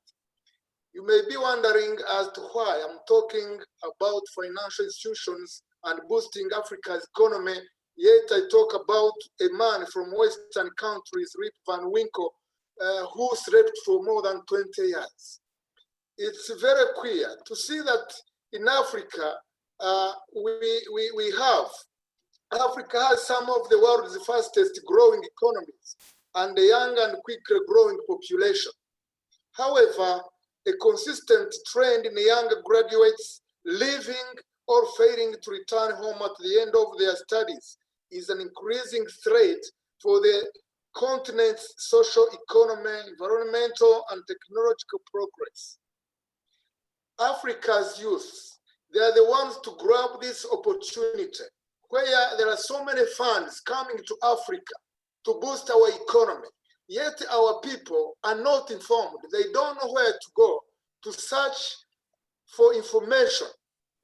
Very many people like Alibaba, they are using information to do business. The world is running faster, but in Africa, we are still sleeping. The most striking thing in the story of Rip Van Winkle is not that he slept for more than 20 years, but rather he slept through a revolution. In Africa, there is a great change. There are financial institutions which are putting on table opportunities which our young generation should grab, yet they are freeing. And remember, European countries and other Western countries are developed today because of human capital. During slave trade, they were taking people who were capable of working, who had power to work. They built their cities, they constructed their roads. The infrastructure they have today is because of the youth they were taking from Africa to their countries. Now till today, what is striking is that people are still running from our continent to European countries and to other Western countries. And back to this topic, I posed myself 2 questions. I asked myself about 3 questions. Are financial institutions ready to boost Africa's economy? The answer is yes. Are Africans informed about what is being done on the continent in terms of boosting their economy? The answer is no.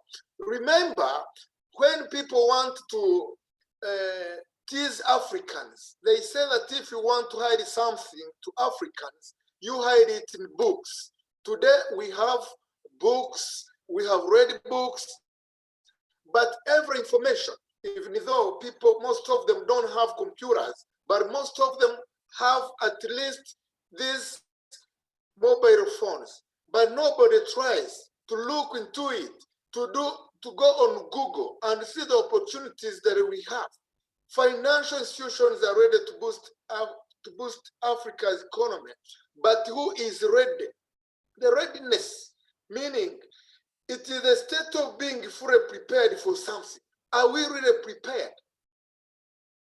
Do we fit? Are we available? Can we access finance? There are so many funds which are calling Africans to grab the opportunities, but nobody is awake. So what is, I have tried to choose the boost for Africa. What is boost Africa? As I have said, that Africa has some of the world's fastest growing economies. The Boost Africa is a joint initiative between the African Development Bank and the European Investment Bank, and one of the flagship initiatives of the African Development Bank, Bank's Jobs for Youth in Africa strategy, aims to harness the continent's potential and create opportunities on the ground through enabling and enhancing entrepreneurship and innovation across Africa, creating new and quality jobs for young Africans. But even though all these are being done, who is ready to grab that opportunity? The financial institutions are ready to offer these opportunities.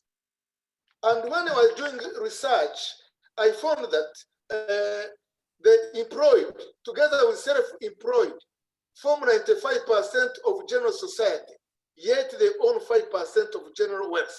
Whereas business owners and investors form 5% of general society, yet they have 95% of general wealth. Why is this? Only very few people can get access they are awake, others seem to be sleeping. This man called Rip Van Winkle had a wife, and his wife, Dame Van Winkle, always tormented him because Rip Van Winkle was lazy, was found to be very lazy. But I want to urge our women, most especially those who are on this panel, on this platform, that for sure they are very hardworking. And in Africa, we know that women are working very hard. We have many women here in Africa who are heads of business, who are business owners and are investors. And what are the youth doing? I followed the speaker who was talking, is called Morris, for projects. He talked about how to teach the youth how to achieve success. Success breeds success, but without sacrifice and hard work, you can never succeed. So to cut the long story short, I want to tell the people on this platform that financial institutions are ready to boost Africa's economy, but who is ready to grab this opportunity? Among these flagships, we also have the contribution to the development of an efficient entrepreneurial ecosystem in Africa and addressing the financing gap at the earliest and riskiest stages of enterprise creation and developing and strengthening skills and expertise with young entrepreneurs. For sure, as many of us, the speakers who have formally spoken before me, they all have tackled togetherness. This is the real time. In a new era, people should think strategically. They should think according to the new situation. Africa is the poorest continent, yet we have riches, underground riches. Why can't we exploit this? We have talents. We can exploit this. We can start small businesses from where we are. And we work with banks. We work with other financial institutions to see that we can reach to the highest peak. Because there are so many funds which are ready bringing economy, who are ready to boost up the Africa's economy.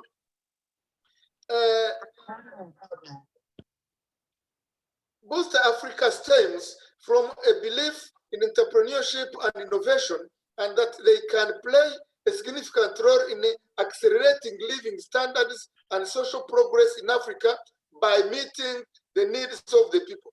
It will support this. Boost Africa is like a fund which will support the development of affordable solutions, fundamental challenges affecting those at base of the pyramid, from access to energy and health care. In all sectors, there are so many opportunities, but people are like this man I started with, Rip Van Winkle. They don't care. But what we can do, we should start from here to teach our people, most especially the youth, which form the Africa of tomorrow. Those who finish school, they should run from Africa, but they should start from where they are with the little they have. We should start educating our people. Like in the Revealed Word, we are starting to teach these short courses. If these people can unite after studies and look for people to do their business plans, I'm ready to assist and help. And we have so many consultants who are working upon this so that we can support our people. So I urge each and every African, most especially those who are on this platform, so that we can even encourage our people to see that as this man continued to talk about success, that success is not only in buildings and construction of roads, but success breeds success, but it starts with having encouragement in oneself. We should encourage the youth to work hard and stand up and work. But instead, African youth, they are in drug abuse, they are in the other things, chatting on WhatsApp and whatever, but they can't at least look of cooperatives, form cooperatives, or other kind of development activities that can lead them to wealth. To cut the long story short, I would like to tell the people on this platform that we should try to keep up this habit of teaching people, of explaining to people. These youth need a guide, they need a compass, they need a direction, and we are there to do this job. I think I can end up here. I thank you very much for this opportunity. May God bless you. Thank you very much, Honorable Sir. I think many of us here, we have got the youth. When you say youth spend more time chatting on the WhatsApp, I think there must be a penalty that youth must only be allowed 10 minutes on their phone. Otherwise, the rest of the time they must study. You're quite right. They spend more time on WhatsApp and drug abuse and so on. Thank you for reminding us that financial institutions are there. They are ready to boost Africa. The key and the most important thing which I'm taking home is women are hard workers. Women in the platform, please take this as a complimentary and congratulatory statement from the Honorable Jean Pire. As for now, we left with two speakers. The next speaker is Dr. Jacques Echikando. My apology if I'm not pronouncing your surname correctly. He is the president and founder of International University of Management and Administration. He will be addressing us on the role of partnership for social and economic development of African countries. Doc, with special respect, I'm handing over the mic to you. Thank you very much. Over to you, Prof. Is Prof in the house? It seems that all right. There. Are you there, Prof? It seems that he's not there. Okay, and it's fine. President of Ephrata University to take this opportunity to greet us. If I'm likely here, program director, we can offer like 2 or 3 minutes to him. Thank you. Okay, it's fine. They can proceed. Hello?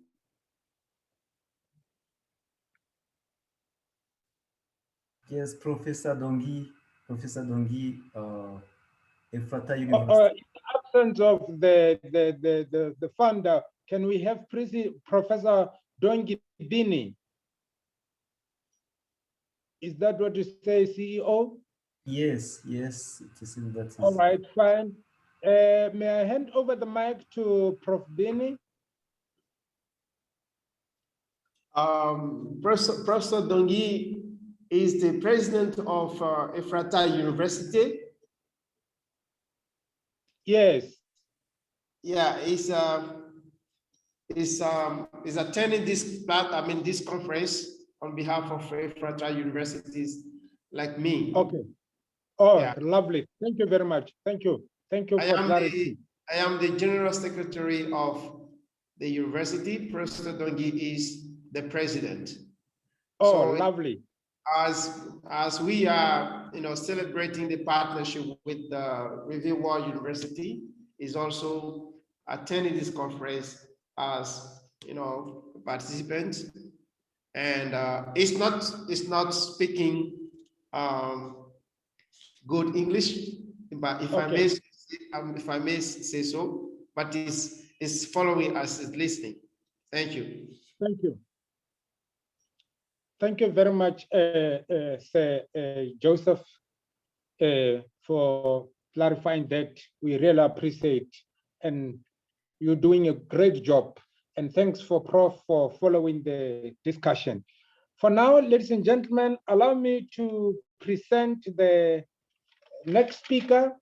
who is the founder and the president of Women of Value South Africa, and also the executive CEO of House of Delicacy. She's a woman with so many caps.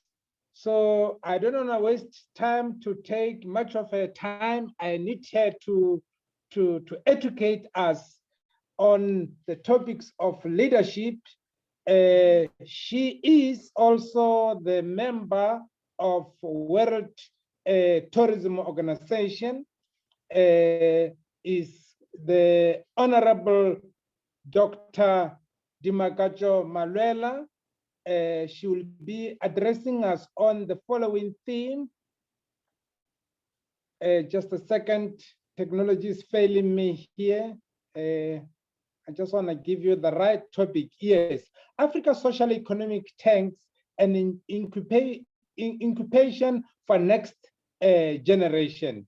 Ladies and gentlemen, join me when I present the mic to the Honorable Dr. Dimakacho Malwela, the President and founder of Women of Value South Africa and the CEO of House of Delicacy, the organization which manufactures and produces non-alcoholic wine in Africa. Over to you, my honorable leader. Thank you.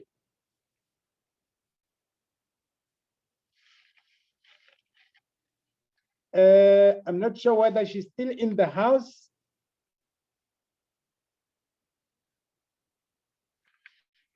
Am I audible?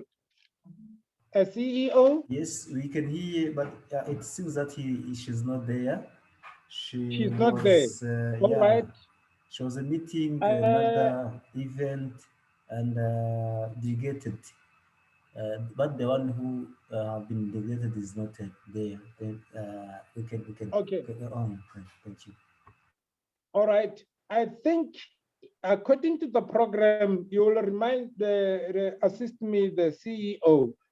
We are almost at the end of the program. It's 9:03. So the only thing I can do through your advice and the delegates here is just to do the closing remarks and announcement, and maybe ask Reverend Joseph to close the ceremony with prayer if there is no other speaker whom I have omitted by technicality and mistake. I can see. If you can go through. Excuse me, Hello? Ambassador Levi. Excuse me, Ambassador Levi. I'm here. Who is speaking? I was supposed to say something on behalf of Dr. Dimakaso. If she cannot join us till now, I was just waiting to see if she can join us. She did ask me to say something on behalf of WOVA, as per my position, WOVA has a chairperson for Africa. So you're more than welcome, my honorable leader. Please introduce yourself and carry on. You're welcome. Feel at home. Go ahead. I'm Angela Martha Diamantino from Angola. Actually, chairperson for Women of Value Africa, based in Luanda. Also ambassador for AGB for Portuguese countries in Africa, which are 6 countries, Portuguese countries in Africa. As well with other responsibilities, which there is no need to mention it here because Mr. Levi he wants already to close the meeting so that she can go for dinner. So I won't speak much because we are already at the end, but we take some considerations on the topic that was given to Madimakaso, which is Africa's socio-economic strength and incubation of next generation. Before going forward, thank you so much for each one present here. It's an opportunity to see each other again. So as WOVA, we have, I our vision and our mission is engaged to the community development through women and youth empowerment. This meaning that we do have an incubator program which brings on the table some actions, and we do have a platform that engage youth for their development. This development cannot be done if we are not engaged with other organizations. We believe that each organization action complete other organization as well, meaning that we need each one to serve others. We are here, each one on a speciality that we have, on what we know to do better. We need to interact with others' organization so that we can share what we have and what we know, and also we can complete what we don't have and what we don't know when connecting with other organizations. This is and this has to be done at all levels. We need to be engaged on that procedure in our countries first and between different countries. This is what will give us strength and solid basis for the development. Is no longer time, as we could see in the past eras, where organizations, they don't feel comfortable to share what they have and what they know, feeling fear of the competition, because competition is necessary, is a must for our development. There is no way how we can correct our steps for development if we don't accept to engage on a positive competition procedure. And now when it comes, I won't talk much about a women program. I will be focused on youth. As I understood that the platform today is to engage youth on that development for Africa. We are not talking the Africa for today, again, our Africa. We are talking about Africa for tomorrow, for our kids and for our grandkids. Has to be prepared today, because for ourselves, if we can say something, we can try to do something, is because somebody has prepared us before. So challenge now are higher than in the past. And as we can see, our youth, our kids, they look like they are more clever than us, but they are weaker than us, because they are not really prepared for the challenge that they will face. And we realize that a proper and a closer follow-up is a must, because the globalization that we did easily accept, and now we see that is not everything in the globalization that is good, is destroying our kids. And we see, first of all, if we go to the cultural level, they have less knowledge about their own culture than us. And there is no way how you can develop your home, how you can develop yourself, if there is a break on your identity. What gives us strength for development is the full knowledge of our identity. When we know ourselves, it's easier to identify our weakness and to find solutions to turn our weakness on opportunities for growth. So this is what we need to do now. And this, without network, without collaboration, without cooperation, is not possible. This platform that is creating under agreement, between universities and organizations. It's a must. It's not a new lifestyle. It's a must because this is what will help us to be strong and to face the new colonization that is already there. So it's time with our universities to create our own platform for our own solutions for Africa. It is time now with our universities to maybe better not to talk a lot. It's time now for universities to see what we can do with the vaccination for COVID. It's time now because other continents, they look for solution according to their own reality.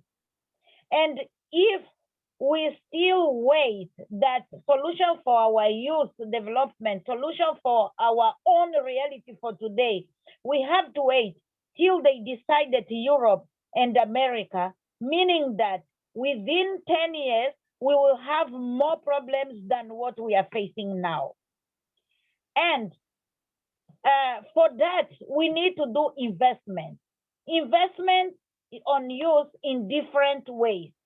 Investment for their training, investment for their guidance and orientation, as well investment for opportunities for them in the country, so that we don't lose more brains that do not accept to live in Africa because of the conditions. We need, at the same time, we train our kids, our youth.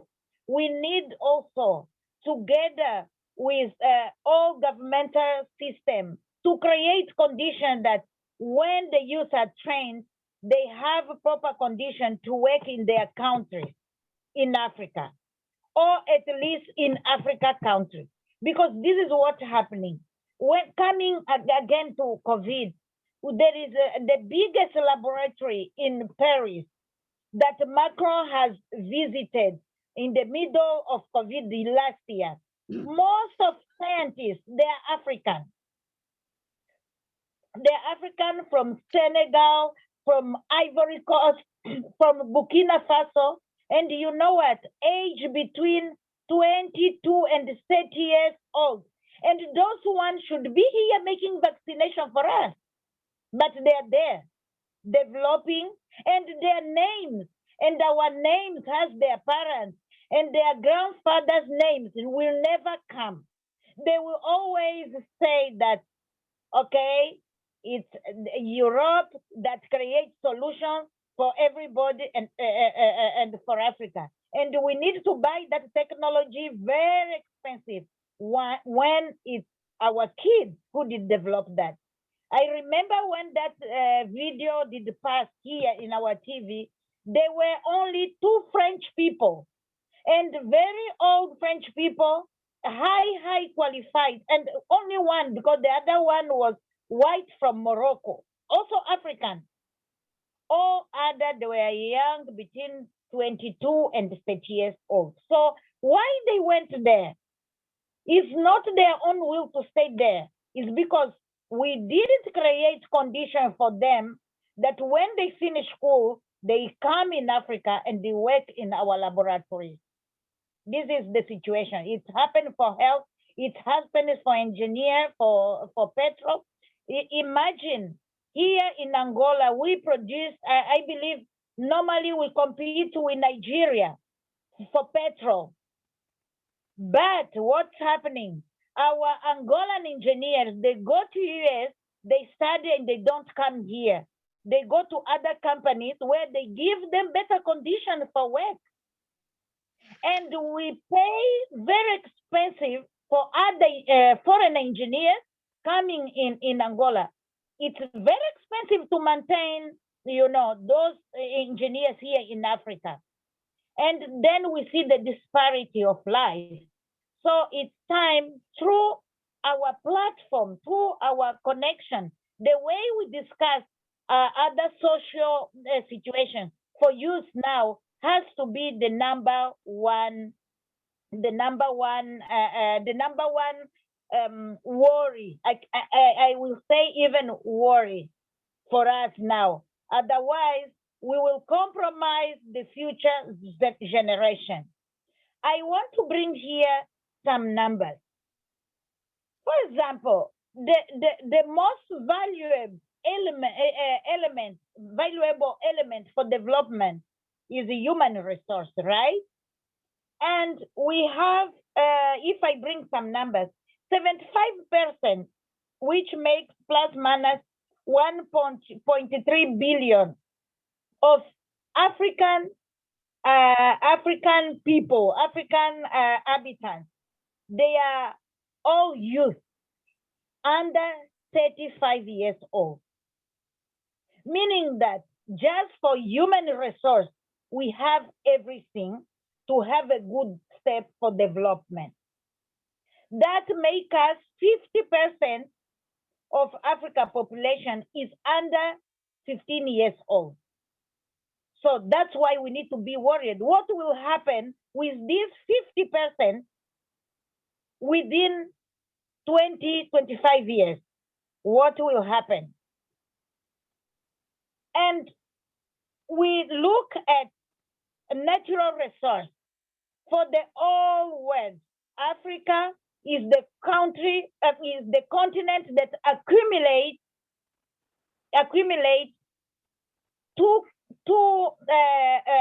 if we divide the world by three slices. So just Africa has 2 of worldwide natural resources. We are talking mineral, we are talking everything, meaning that we have people to work for Africa. We have the natural resource to make Africa the most continent rich, but we are the poorest, as it was already said by other speakers. So it's time to reverse this situation. It's time to reverse this situation. When we talk about youth, Ambassador, if I may ask you to wrap up, sorry for interruption. Okay, yes, I'm going to the end, just wrapping up, conclusion Okay, ready. thank you. Thank you.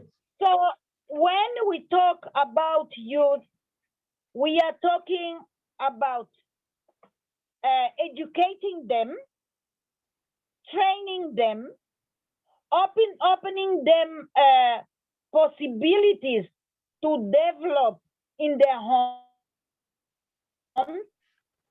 so that they don't become sedentary and go to other continents begging for bread. If they're happy in their continent, they will stay. And it will secure the next generation. And this is our responsibility as women also. We are their mother. We care about our kids. So that's why they're integrated also in our incubator program, which I want to develop here. And they are already known because all platforms where we come, when we talk, we used to talk about our incubator program. But it looks sometimes like it's only for women. No. When we say a WOVA takes care of the mother and the kids. And also when we talk the kid, we include our husbands. They're also our kids. Thanks so much. Thank you very much for the good message. Husband, Thank you. be reminded, you are also the kids. So let us follow our great mothers. I hope it's documented. It will be the theme of next month. Husband, you are the kid. Yes. yeah. Thank you very much. That was Angela, who is also an ambassador of African Tourism Board, the chairperson of WUVA, Women of Value Africa, and also the executive board member of Women of Value South Africa. Thank you for sharing with us the wisdom of incubation that we don't need to compete, we need to complement each other. and to educate our youth to take the rightful position in the economy and developed country. As for now, we have come to the end of the program. I'm going to ask the executive chairperson of African Tourism Board, Cuthbert Ncube, to do our final closing remarks, and also ask the Vice Chancellor to close the ceremony with prayer. And we have come to the end of our ceremony of partnership and celebration. And from my side, I'm giving special thanks to Makwa, Paula Plus, Efrata University, and Kasit. We wish you all the best. May the Almighty God bless you all, and thanks for all the delegates for staying until this time. We apologize for going over the limit of our time. Executive Chairperson, I'm handing over to you. Thank you.